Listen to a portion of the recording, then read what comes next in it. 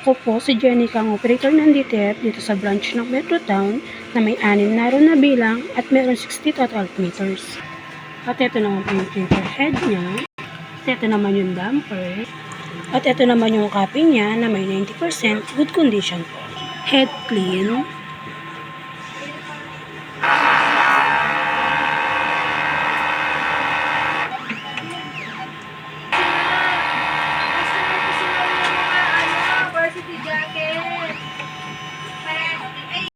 After head clean, punasan natin ang wiper.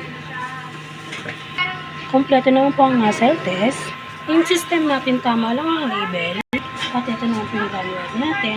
Base tank, kakapalit lang yung araw. At ito naman po yung ABR natin. Ito po yung mga use. Stock natin ang DTF powder. DTF film po. At ito naman po yung daily output record natin. Consumable withdrawal. Weekly physical inventory po.